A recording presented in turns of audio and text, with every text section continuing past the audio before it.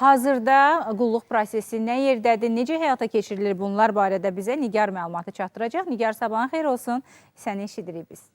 Təşəkkür edirəm. Mən də sizi salamlayıram. Sabahınız xeyir olsun deyirik. Hazırda biz Mərkəz Nəbatət bağındayıq. Bildiyiniz kimi, bura hər mövsüm olduğu kimi yay mövsümündə də burada ağaclara, güllərə xüsusi baxım var.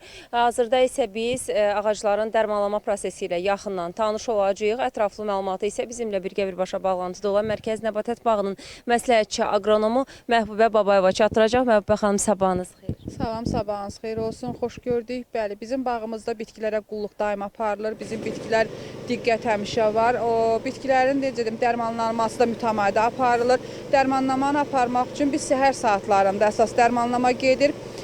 Belə deyim də küləkli, yağışlı havalardan sonra bitkilərdə müəyyən zərər vericilər, məsəl üçün həşəratlar və xəstəliklər əmələ gəlir. Bunların məsələn qarşısını almaq üçün biz daim onlarda dərmanlama işlərini aparırıq.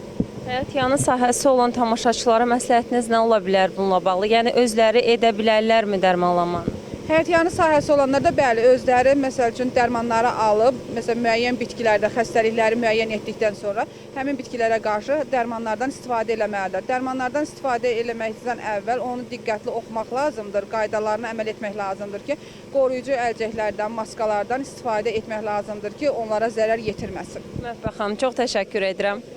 Belə bizim elə ki çatdıracaqlarımız bu qədər. Sözü sizə studiyaya ötürürəm. Təşəkkür edirik Nigar. Çox sağ ol ətraflı məlumata görə.